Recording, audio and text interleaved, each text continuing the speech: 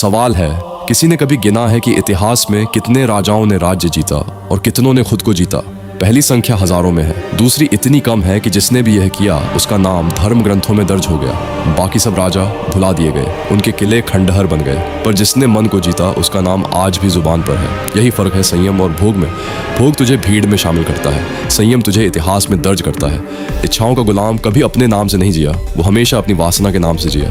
पर जिसने इच्छा को थामा वो पहली बार खुद अपने नाम से जीना सीखता है। 40 दिन का ये जो नियम है, ये किसी किताब का आंकड़ा नहीं, ये हर उस व्यक्ति का अनुभव है जिसने कभी कुछ पुराना तोड़कर कुछ नया करने की कोशिश की। शरीर तुरंत नहीं मानता, मन तुरंत नहीं बदलता, और यही वो जगह है जहां अधिकांश लोग हार मान लेते हैं, क्योंकि वो रोज का हिसाब रखते हैं और रोज के हिसाब में मन हमेशा झूठ बोलता है। सप्ताह का हिसाब रख, क्योंकि 7 दिन में झूठ टिक नहीं पाता, सच सामने आ ही जाता है। 200 दिन तूने यह पूरा किया, इस पर तालियां नहीं बजेंगी, कोई तुझे मेडल नहीं देगा, क्योंकि यह युद्ध बाहर लड़ा ही नहीं गया, ये पूरी तरह भीतर लड़ा गया जहां कोई देखने वाला नहीं था। और यही इसे सबसे बड़ी जीत बनाता है, क्योंकि जो लड़ाई कोई देख नहीं रहा था उसमें भी तू डटा रहा।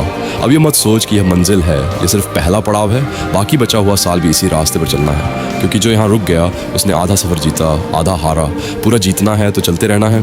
भाई सुन, 1 साल पहले वाला तू याद है? जो लड़के सीरियसली चेंज होना चाहते हैं उनके लिए मैंने ब्रह्मचर्या गाइड बनाई है।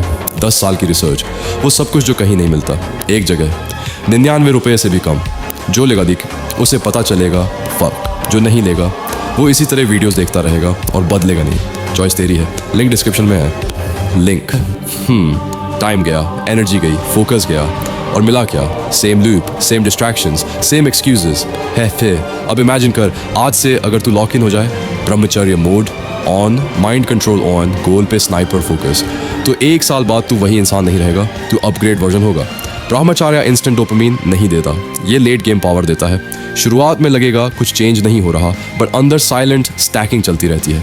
Energy stack, discipline stack, self control stack, और ज़्यादातर लड़के यहीं क्विट कर देते हैं क्योंकि रिजल्ट दिखता नहीं।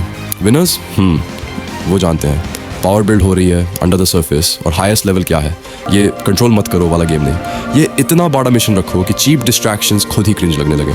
जब दिमाग में बड़ा गोल भरा हो, career, spiritual growth, life purpose, तो माइंड टाइट रहता है, लूज नहीं। टैप डिसिप्लिन स्ट्रगल नहीं लगता, सुपर पावर लगता है। फियर कम, कॉन्फिडेंस हाई, प्रेजेंस हैवी, तू चेज नहीं करता, दुनिया नोटिस करती है।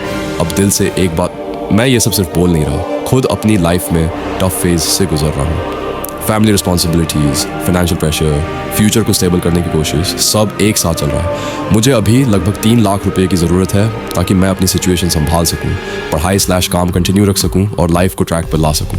अगर किसी को सच में लगे कि मेरी बातों, मेरी जर्नी या मेरे एफर्ट की वैल्यू है और आप हेल्प कर सकते हो, छोटी हो या बड़ी, तो मैं दिल से आभारी रहूँगा। सपोर्ट्स भाई, माफ़ करना, शायद मुझे यह मैसेज नहीं भेजना चाहिए था। बहुत दिनों तक खुद को रोकता रहा, हर बार लगा कि किसी तरह ये समय भी निकल जाएगा। हर किसी से यही कहा कि मैं ठीक हूँ, लेकिन सच यह है कि मैं ठीक नहीं हूँ। मैंने अपनी पूरी कोशिश की कि किसी के सामने हाथ न फैलाना पड़े, अपनी परेशानियों को अपने तक ही रखा, मुस्कुराने की कोशिश भी की ताकि किसी को मेरी मजबूरी दिखाई ना दे। लेकिन अब लगता है कि मेरे शब्द ही मेरा साथ छोड़ रहे हैं। मेरे पास इस समय आय का कोई स्रोत नहीं है, आर्थिक स्थिति इतनी कठिन हो चुकी है कि कई बार समझ नहीं आता अगला कदम क्या होगा।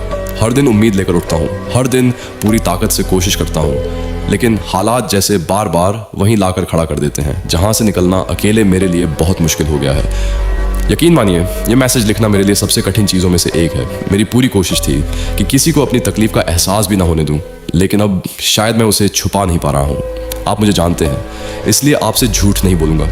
मुझे सच में मदद की ज़रूरत है। अगर आप अपनी क्षमता के अनुसार थोड़ा सा भी सहयोग कर सकें, तो शायद यह मेरे लिए सिर्फ आर्थिक मदद नहीं होगी, बल्कि इस कठिन समय में आगे बढ़ते रहने की एक नई हिम्मत भी होगी। और अगर मदद करना संभव न हो, तो भी कृपया मेरे लिए प्रार्थना कीजिए कि मैं इस कठिन दौर से निकल सकूं। दिल से धन्यवाद भाई।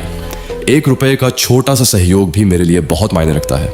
आपकी हर छोटी मदद मेरे लिए एक उम्मीद है कि शायद मैं अभी भी इस लड़ाई में अकेला नहीं हूँ।